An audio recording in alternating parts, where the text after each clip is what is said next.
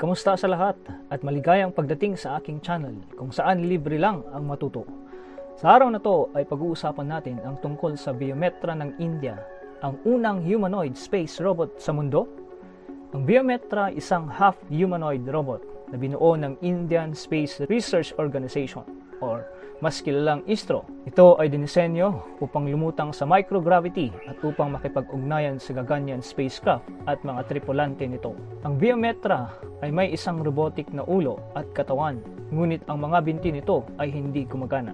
Ang pangalang Biometra ay kombinasyon ng mga salitang Sanskrit na bioma, ang ibig sabihin ay espasyo, at mitra, na ibig sabihin naman ay kaibigan. Biometra ay dinisenyo upang maging babae at inaasahan na makakatulong ito upang masira ang mga stereotyping kasarian sa mga larangan ng STEM. Ang pagunlad ng Biometra ay isang malaking tagumpay para sa programa sa kalawakan ng India at ito ay tanda ng lumalagong kakayahan sa teknolohiya ng bansa. Ang tagumpay ni Biometra ay maaring magbigay ng inspirasyon sa ibang mga bansa na bumubuo ng kanilang sariling humanoid space robot. May ilang potensyal na benepisyo ang Biometra. Maaari itong magamit upang subukan ang mga sistema at pamaraan na gagamitin sa manned Gaganyaan mission.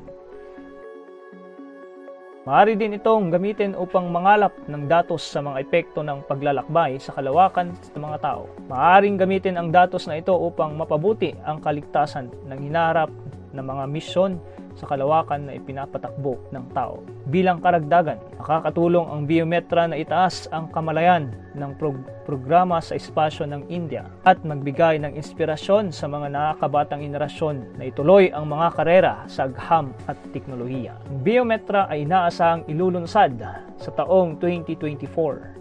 Ito ay unang lilipad sa isang walang crew na misyon upang subukan ang mga sistema at pamaraan nito. Kung magiging matagumpay ang misyon, maaaring gamitin ang Biometra sa hinaharap na mga crewed mission sa International Space Station o maging sa buwan.